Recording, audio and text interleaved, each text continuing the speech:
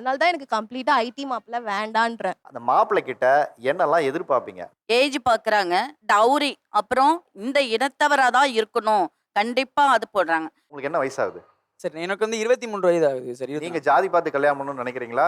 இல்ல உங்களுக்கு வந்து எந்த சமூகத்து பொண்ணா இருந்தாலும் உங்களுக்கு ஓகேவா?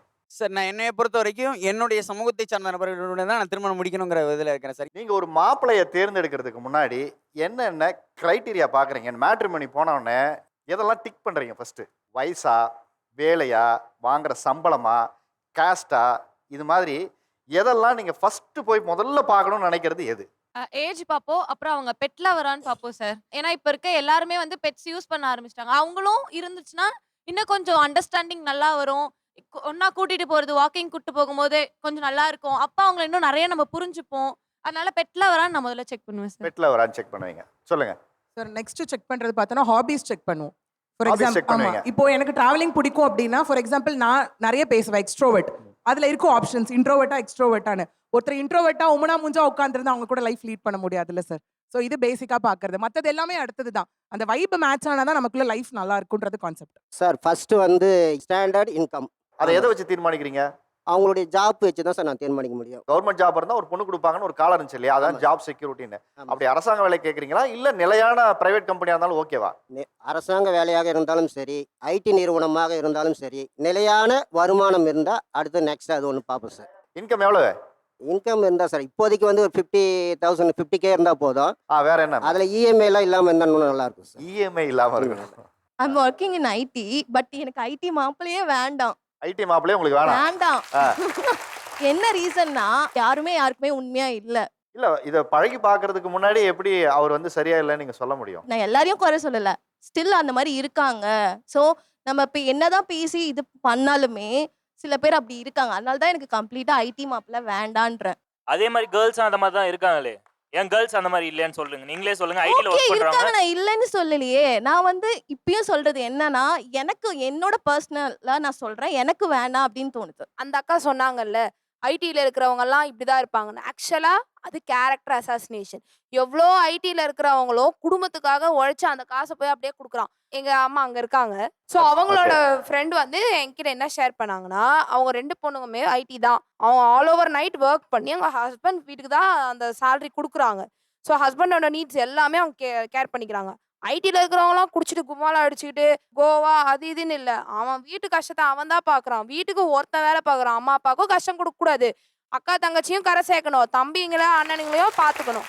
இப்போ மொத்த குடும்பத்தோட இது ஒரு ஆணோ இல்லை ஒரு பெண்ணோ சுமக்கிறா. அவங்க வந்து அது மாதிரி ஈஸியாக சொல்லுங்க. நீங்க ஒரு மேட்ரிமோனியை பார்த்து ஒரு மாப்பிள்ளையை நீங்க தேர்வு பண்றீங்க அப்படின்னீங்கன்னா அந்த மாப்பிள்ளை கிட்ட என்னெல்லாம் எதிர்பார்ப்பீங்க? ஏஜ் பார்க்குறாங்க, டவுரி, அப்புறம் இந்த இனத்தவரா தான் இருக்கணும். கண்டிப்பா அது போடுறாங்க. இதுக்கு என்ன உங்களுக்கு பதில்? ஜாதி பார்க்குறேங்கிறாங்க, டவுரி வாங்குறீங்கிறாங்க. ஜாதியை கடந்தும் அரேஞ்ச் மேரேஜும் நடக்குது, லவ் மேரேஜும் நடக்குது. எங்க அம்மா அப்பா கல்யாணம் ஆகி இதோட 24 வருஷம் ஆகுது. அப்ப ஜாதி பார்க்கட்டும் இல்லைன்னு இல்லை. ஆனா இப்ப எங்க அம்மா அப்பா என்கிட்ட என்ன சொன்னாங்கன்னா, உனக்கு விருப்பமானவனை தான் கூட்டிட்டு வா, நாங்க நடத்தை எப்படி இருக்குன்னு விசாரிப்போம், குடும்பம் எப்படி இருக்குன்னு விசாரிப்போம், அவ்வளவுதான். பிடிச்சிருக்கா கூட்டு வா, அம்மா அப்பா நாங்க பாத்துக்கிறோம்ன்ற அளவுக்கு தைரியத்தை வந்து எங்க அம்மா அப்பா இல்ல, நான் 2 பேருக்கு சேர்த்து இந்த கேள்வியை முன்வைக்கிறேன். எவ்வளவு பேர் இங்க ஜாதியே எனக்கு முக்கியம்னு நினைக்கிறீங்க? சார் நாங்களாம் ஜாதி பார்த்து தான் சார் கல்யாணம். அதுக்குன்னு ஒரு கேஸ்ட்டுக்கு அந்தந்த கேஸ்ட்டுக்கு இருக்கிற மேட்ரிமோனியல்னே இருக்குது இப்போல்லாம். ஸோ அதில் தான் பண்ணுறாங்க. அது ஜாதி எப்போ பார்க்காம போவாங்கன்னா, ஒரு பொண்ணுக்கு ஒரு 30+, பையனுக்கு ஒரு 35, 36 அந்த மாதிரி. இதுக்கு மேலே நமக்கு வந்து நம்ம வீட்டு பொண்ணுக்கு பையன் கிடைக்காதோ, நம்ம வீட்டில் இருக்கிற பையனுக்கு பொண்ணு கிடைக்காதோன்னு வரும்போது ஒன்று ஒன்றா அவங்களோட இதுலேருந்து குறைஞ்சிட்டே வருவாங்க. எங்களுக்கு ஜாதி பார்க்க மாட்டோம், நாங்கள் வந்து எது இருந்தாலும் அட்ஜஸ்ட் பண்ணிப்போம் அப்படின்னு அவங்களோட இது ஏஜ் பாராக ஒரு இதுவாக வந்து அவங்க சாக்ரிஃபைஸ் பண்ணிக்கிறாங்க. சார் இப்போ எனக்கு 23 தான். எனக்கு மேரேஜ் ஆகும்போது 22. நான் இப்போ வேற கேஸ்ட்ல ஒரு பையனை தான் கல்யாணம் பண்ணியிருக்கேன். கண்டிப்பா என் வீட்டில் வந்து நான் சொல்லும்போது பையன் என்ன கேஸ்ட்டு, அவங்க என்ன ஆளுங்க, ஸோ அதெல்லாம் வந்து பார்க்கல. ஃபேமிலி எப்படி, பையன் எப்படி, இது மட்டும்தான். ஸோ அவங்க சொல்றாங்க வயசு ஆக ஆக தான் அவங்க அந்த ஜோனுக்குள்ளேயே போறாங்க அப்படின்னு. எனக்கு 22. இட்ஸ் நாட் ரொம்ப வயசுலாம் இல்லை சார். அது லவ் மேரேஜ்னா அவங்க கேஸ்ட் பார்க்க மாட்டாங்க. மேட்ரிமோனியில் போடுறவங்க 100% பார்த்துட்டு தான் சார் போடுவாங்க. ஆஸ் அ பேரண்டா நான் சொல்றேன். இல்ல உங்களுக்கு லவ் மேரேஜா அரேஞ்ச் மேரேஜா? Love come arrange. அவங்க அத தான் திருப்பி லவ் சொல்றாங்க. மேரேஜ் தான். அப்புறம் தான் லவ் மேரேஜ். நீங்க ஒரு மாப்பிள்ளையை தேடிக்கும் போது அதுக்கு அப்பா அம்மா கன்வின்ஸ் ஆகி சாதியை விட்டு கொடுக்குறாங்க. ஓகே. அதே நேரத்துல அவங்க பார்த்து ஒரு மாப்பிள்ளைய தேர்ந்தெடுக்கணும் இல்ல பொண்ணை தேர்ந்தெடுக்க வரும்போது அங்க சாதி முக்கியமா பார்க்கப்படுகிறது அப்படின்னு அவங்க என்னோட சொல்றாங்க. அண்ணாக்கு இப்போ வந்து அலைன்ஸ் பார்த்துட்டு இருக்காங்க. ஹீஸ் ஜஸ்ட் 25 தான். அது கரெக்டான ஏஜ் தான். அது ஒன்றும் ஏஜ் தள்ளி போன ஏஜ் கிடையாது. அவங்க எந்த கேஸ்ட்ல இருந்தாலுமே எங்களுக்கு இந்த குவாலிஃபிகேஷன் இந்த கிரைட்டீரியா இருந்தா எங்களுக்கு ஓகே அப்படின்ற மாதிரி தான் இருக்காங்க. ஸோ கேஸ்ட் தான் முக்கியம் அப்படின்ற மாதிரி அவங்க பார்க்கல.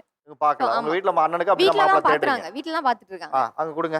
எனக்கு வந்து 2 பிரதர்ஸ் இருக்காங்க. என் அப்பா அம்மா சொன்ன விஷயம் என்னன்னா, நீங்க லவ் பண்ணாலே எங்களுக்கு இஷ்யூ இல்ல. இப்போ நான் கால் பண்ணி எங்க அப்பா கிட்ட சொல்றேன். நான் ஒரு பையனை லவ் பண்றேன்னு சொன்னாலோ, இல்ல நீங்களே எனக்கு ஒரு பையனை பாருங்கன்னு சொன்னாலோ, கேஸ்ட்ன்ற விஷயத்த வேணான்னு சொன்னாரு என் டாடி. இன்னைக்கு மேட்ரிமனில போய் நீங்க செக் பண்ணும்போது முதல்ல காஸ்ட்ங்கிறத நீங்க வந்து ஆள்னு நீங்க கொடுப்பீங்களா இல்ல ஸ்பெசிஃபிகேஷன் போடுவீங்களா? எனக்கு இந்த ஜாதி வேணுங்கிறத நீங்க டிக் பண்றது எவ்வளவு பேருக்கு பண்றீங்க? ஆலன் தான் சார் ஏன்னா இப்போதைக்கு யாருக்குமே முக்கியம் இல்லை சார் அது. சரி பேரண்ட்ஸ் அப்படி சொல்றாங்கன்னா அதுக்கு எங்களால ஃபைட் பண்ண முடியும் சார். ஃபைட் பண்றதுனால தான் நிறைய பேர் லவ் மேரேஜும் பண்றாங்க. ஆக்சுவலி இருக்கு, நான் இல்லைன்னு சொல்லலை. அப்படின்னா பையன் வீட்டு சைட்ல இருந்தும் அதை தான் சார் ஃபர்ஸ்ட் ப்ரையாரிட்டியா பாக்குறாங்க. பொண்ணு வீட்டு சைட்ல இருந்து மட்டும் கிடையாது அது. இந்த லவ் மேரேஜஸ் இந்த அரேஞ்ச் மேரேஜஸ்ல நம்ம என்னதான் ப்ரையாரிட்டிஸ் பண்ணி பேசினாலும் இன்னைக்கு கம்யூனிட்டிஸை திருமணத்திற்கு ஒரு முக்கியத்துவம் வாய்ந்ததாக கண்டிப்பா கொண்டு வராங்க. இதுக்கு மேரேஜ் பண்ணாங்கனாலும் அவங்க எங்க பிரச்சனையை ஃபேஸ் பண்றாங்கன்னா, அவங்க சபை நாகரிகத்துல உட்காரையில இந்த ஜாதி முறைப்படி நாங்க திருமணம் நடத்துறதா இல்ல இவங்களுடைய முறைப்படி நாங்க திருமணம் நடத்துறதா அப்படிங்கிற இடத்துல வரையில அங்கேயே பிரச்சனையானது உருவாகுது. இதுக்கு அடுத்தபடியா அவங்க குழந்தைகள் சூழ்நிலையில போனாங்கன்னா ஜாதி சான்றிதழ்கள் வாங்கக்கூடிய இடம் வரை தொடர்ந்து இன்னைக்கு பிரச்சனையை தான் ஃபேஸ் பண்ணிட்டு இருக்கிறாங்க. இதை நம்ம பேசுறதுக்கு வேணா நம்ம வந்து இன்னைக்கு ஜாதி நாங்க பாக்குறது இல்ல, என் வீட்டுல அக்செப்ட் பண்ணிக்கலாம் அப்படிங்கிறத நீங்க சொல்லலாமே தவிர இன்னைக்கு நடைமுறைக்கு இது சாத்தியமே இல்லாத ஒன்றாகத்தான் இன்னைக்கு இது விளங்கிட்டு இருக்குது. உங்களுக்கு என்ன வயசாகுது? சரி, எனக்கு வந்து 23 வயது ஆகுது. சரி, நீங்க ஜாதி பார்த்து கல்யாணம் பண்ணணும்னு நினைக்கிறீங்களா இல்ல உங்களுக்கு வந்து எந்த சமூகத்தை பொண்ணா இருந்தாலும் உங்களுக்கு ஓகேவா? சார், நான் என்னைய பொறுத்த வரைக்கும் என்னுடைய சமூகத்தை சார்ந்த நபர்களுடன் தான் நான் திருமணம் முடிக்கணுங்கிற இதில் இருக்கிறேன் சார். ஏன்னா எதுக்காகங்கிற காரணத்தையும் நான் சொல்லி கண்டிப்பான முறையில் இது பண்ணணுங்கிறதுனா ஏற்கனவே நடைமுறையில சமூகத்துல ஏற்படுத்தப்பட்டு கொண்டிருக்கக்கூடிய பிரச்சனைகளை நாங்க நேரோட கண்கூட பாத்துக்கிட்டு இருக்கிறோம். நீங்க என்ன படிச்சிருக்கீங்க? சார், நான் எம்ஏ முடிச்சிருக்கேன் சார். எம்ஏ என்ன படிச்சிருக்கீங்க? சார், எம்ஏ சோஷியல் ஒர்க் பண்ணியிருக்கிறோம் சார். சோஷியல் ஒர்க் படிச்சுட்டு இல்ல, அதான் சமூக சார் நீதியை சொல்றேன். ஒரு நிமிஷம் நீங்களே இந்த மேடையில சார், வந்து இல்ல, நீங்க பேசுறது எனக்கு ரொம்ப ஆச்சரியமா புரிதல் வியப்பாவும் சரி, இல்ல, இருக்கு. சமூகத்துக்கு இது வந்து இந்த விஷயங்கள் தவறான ஒன்றுதான். அதை ஏன் நீங்க ஃபாலோ பண்றீங்க? சார், பல பிரச்சனைகளுக்குள்ள நான் உள்ள போறதுக்கு நான் இன்ட்ரெஸ்டட் இல்லைங்கிறேன். அது நீங்க சமூக நீதி இப்ப பேசக்கூடாது. சமூகம் எக்ஸிஸ்டிங்கா நான் என்ன ஃபாலோ பண்ணுங்கிறது எனக்கு கவலை இல்லை. எங்க தாத்தா ஃபாலோ பண்ணாரு, எங்க மாமா ஃபாலோ பண்றாரு, அவரெல்லாம் கேட்கல. நீங்க என்ன ஃபாலோ பண்ண போறீங்கன்னு நான் உங்களை கேட்டேன். உங்களுக்கு அதுல விருப்பம் இருக்கான்னு கேட்கும்போது விருப்பம் இருக்குன்னு சொல்லும்போது தான் அப்போ நீங்க என்ன சமூக நீதியை ஃபாலோ பண்ண போறீங்கிறது தான் எனக்கு ஒரு கேள்வியா இருக்கு. நாளைக்கு நீங்க தான் ஒரு குழந்தைய பெற்றுக்க போறீங்க. அப்போ உங்க குழந்தைய நீங்க எப்படி வளர்ப்பீங்க? அப்போ இதுல இருந்து வெளியில வரணும்னு உங்களை போல இளைஞர்கள் இதை போன்ற மேடையில நீங்க பேசும்போது மாற்றத்திற்காக விரும்புறேன் சார். ஆனா சமூகம் இப்படி இருக்கு, அழுத்தமா இருக்குன்னு சொல்லணும். ஆனா நான் அதை ஃபாலோ பண்ண வேண்டியது இருக்குன்னு சொல்லும்போது ஒரு இடத்துல என்னவா இருக்குன்னா நீங்க மாற தயாரா இருக்கீங்களான்னு தான் என் கேள்வி. கண்டிப்பான மாற தயாரான சூழ்நிலை தான் நாங்க இருக்கிறோம் சார். ஆனா அந்த சூழ்நிலையில இந்த சமூகம் அதை எங்களை ஏற்றுக்கொள்ளுமான்னு கேட்டா சமூகங்கிறது யாரு சார்? நீங்க ஒவ்வொருத்தரும் சேர்ந்ததான் சார் சமூகம். அப்போ நிறைய பேர் தங்கள் பெற்றோர்கள்ட்ட நாங்க பேசி எங்களுக்கான தேவையை நாங்க கேட்டு புரிய வைக்கணும்னு சொல்லி ஒரு மாற்றம் நடந்திருக்குல்ல.